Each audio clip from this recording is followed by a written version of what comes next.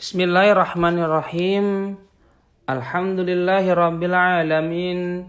Wassalatu wassalamu ala asyrafil anbiya'i wal mursalin sayyidina Muhammadin wa ala alihi wa sahbihi ajma'in.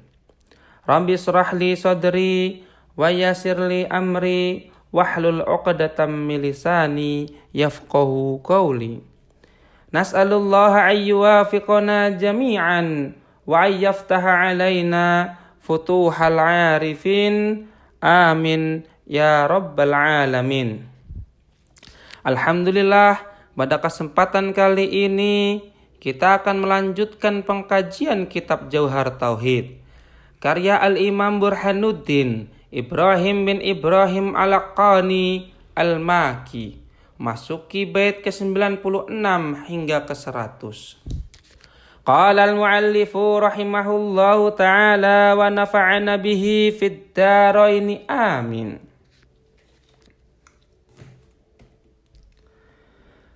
Su'aluna thumma 'adzabul qabri na'imuhu wajib kaba'thil harshi.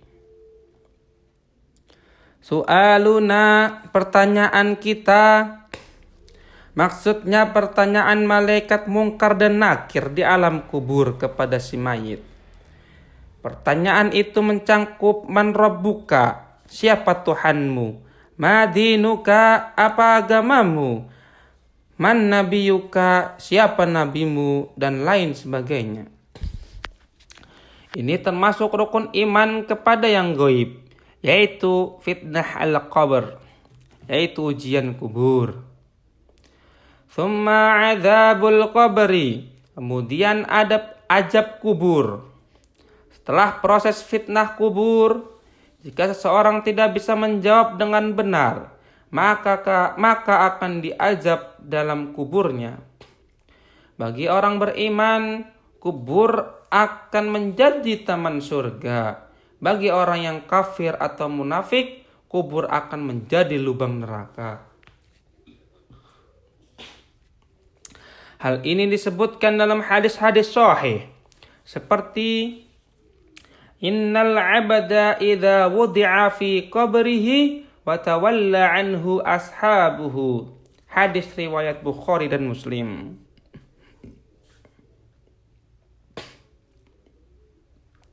Na'imuhu wajib kaba'thil harshi.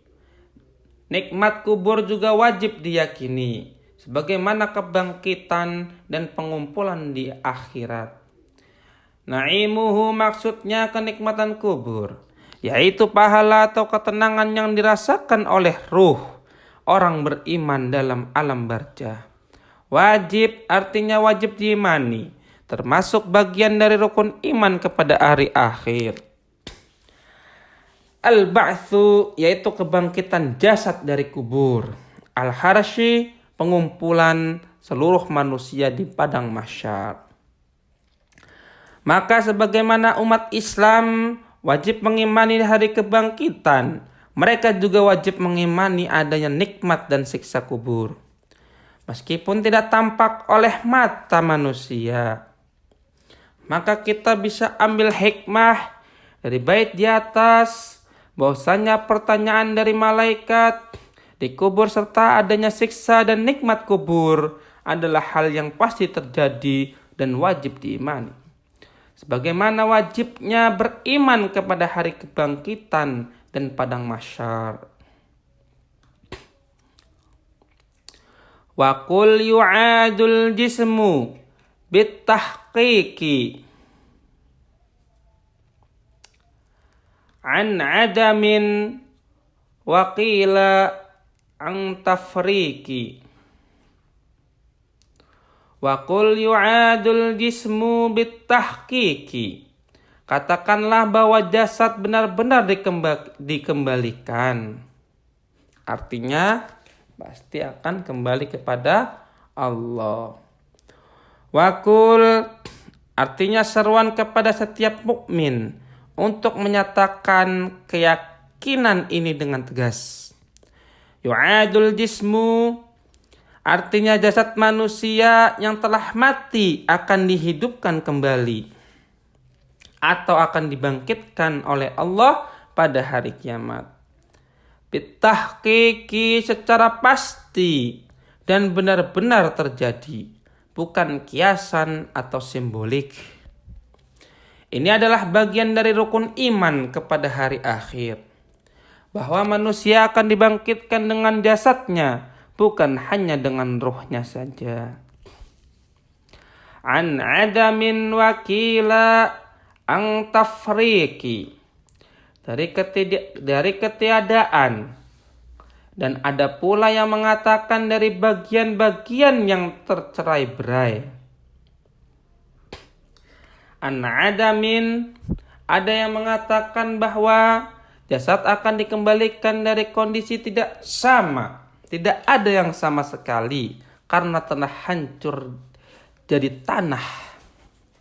Wakila an tafriqin, ada pula yang mengatakan bahwa jasad dikembalikan dari bagian-bagian tubuh yang telah tercerai-berai karena kematian, hancur, dibakar atau dimakan hewan. Perbedaan ini hanya dalam cara penjelasan. Namun semua sepakat bahwa Allah Maha Kuasa mengembalikan manusia dengan jasadnya seperti semula. Makna keseluruhan dari bait di atas, katakanlah dengan yakin bahwa jasad manusia akan benar-benar dikembalikan hidup pada hari kiamat. Ada yang mengatakan dari ketiadaan, ada yang mengatakan dari bagian-bagian tubuh yang sudah tercerai-berai. Namun keduanya menunjukkan kuasa Allah Subhanahu wa ta'ala. Mahdoini lakin dal khilafu khusson bil anbiya'i wa man alaihim nussa. Mahdoini, keduanya murni. Yang dimaksud dengan keduanya di sini adalah nikmat kubur dan azab kubur. Berarti murni, tidak tercampur sebab lainnya. Artinya nikmat dan azab kubur adalah semata-mata karunia dan keadilan Allah, bukan karena hak manusia atas nikmat atau kezaliman atas azab.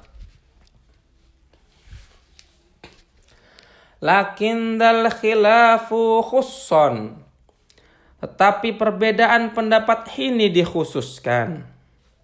Maksudnya perbedaan pendapat tentang apakah Nabi juga mengalami fitnah dan azab atau nikmat kubur. Ulama berpendapat. Ada yang mengatakan para nabi tidak ditanya oleh malaikat Munkar dan Nakir karena mereka maksum dan sudah menyampaikan risalah. Ada pula yang mengatakan mereka juga mengalami pertanyaan, namun bukan karena ujian, melainkan penghormatan dan pengokohan derajat. Bil anbiya'i wa man alaihim nusson, pada para nabi dan orang-orang terdekat, nas tentang mereka. Yang dimaksud dengan nusson adalah teks syar'i, yaitu nas Al-Quran dan hadis.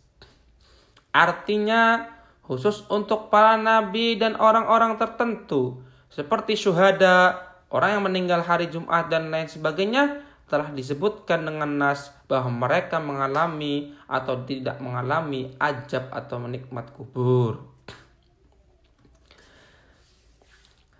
Makna keseluruhan dari bait di atas, bahwasanya nikmat dan azab kubur adalah murni dari karunia dan keadilan Allah. Namun perbedaan pendapat ulama dalam masalah ini hanya khusus pada para nabi dan orang-orang yang disebutkan secara jelas dalam nas. Wa fi i'adatil arad qaulani wa rujjihat i'adatul a'yani. Wa fi i'adatil arad qaulani, dalam hal pengembalian sifat atau al-arad ada dua pendapat. Al-arad dalam ilmu kalam ini merujuk pada sesuatu yang bukan zat tapi menempel pada zat. Contohnya yaitu warna, panas, gerak, bau, dan suara. Itu namanya al-arad. I'adatul arad, maksudnya adalah apakah sifat-sifat yang melekat pada tubuh manusia ketika di dunia ini akan dikembalikan juga saat kebangkitan. Ulama berbeda pendapat. Pendapat pertama, arad tidak dikembalikan karena ia fana dan tidak tetap.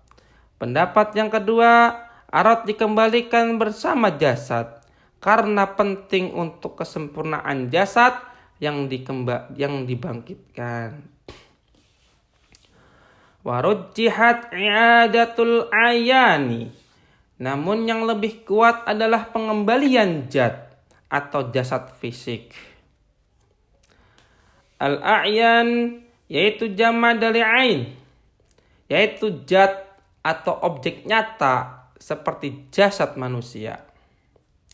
Ini adalah keyakinan utama ahlu sunnah wal jamaah. Manusia akan dibangkitkan dengan jasadnya, bukan hanya ruhnya saja. Kembalinya a'yan adalah dalil utama dalam kebangkitan, sebagaimana disebutkan di dalam Al-Quran. Bismillahirrahmanirrahim. Qul yuhyiha alladhi ansha'aha awwala marrah. Quran surat Yasin ayat ke-79. Artinya adalah, katakanlah yang akan menghidupkannya adalah zat yang menciptakannya pertama kali, yaitu Allah Subhanahu wa ta'ala. Maka kita bisa ambil pelajaran dari bait di atas. Terdapat dua pandangan atau pendapat tentang apakah sifat-sifat tubuh seperti warna, suara, dan bau akan dikembalikan saat kebangkitan. Namun yang lebih kuat menurut para ulama adalah bahwa jasad manusia secara utuh pasti akan dikembalikan. Wa fiz zaman kaulani wal hisabu haqqun wa ma fi haqqin irtiyabu. Wa fiz zaman kaulani, dalam hal waktu terjadinya ada dua pendapat. Az-zaman di sini merujuk pada waktu terjadinya peristiwa-peristiwa akhirat seperti kebangkitan, hisab, dan lain sebagainya. Ada dua pendapat ulama. Pendapat pertama, bahwa semua peristiwa akhirat terjadi dalam waktu yang kita kenal, yaitu waktu dengan urutan detik, hari, dan seterusnya. Pendapat yang kedua menyatakan bahwa waktu di akhirat tidak seperti waktu di dunia, karena di akhirat tidak ada matahari dan perhitungan waktu sebagaimana di dunia. Ada juga yang menafsirkan bahwa zaman akhirat itu tidak terbatas, sehingga urutan waktu menjadi tidak relevan. Wal hisabu haqqun, dan hisab adalah benar. Al-hisab artinya perhitungan amal, perbuatan pada hari kiamat. Keyakinan bahwa Allah akan menghisab seluruh manusia, baik amal baik maupun buruk, adalah bagian dari rukun iman kepada hari akhir. Banyak dalil Al-Quran dan hadis yang menguatkan, seperti Bismillahirrahmanirrahim. Wa amma man thaqulat mawazinuh. Quran surat Al-Qari'ah ayat 6 hingga 11. Wa ma fi haqqin irtiyabu, dan tidak ada keraguan dalam sesuatu yang pasti. Irtiyab artinya keraguan. Maksudnya hisab itu adalah hal yang pasti dalam akidah, maka tidak boleh diragukan oleh seorang pun dari kalangan mukminin.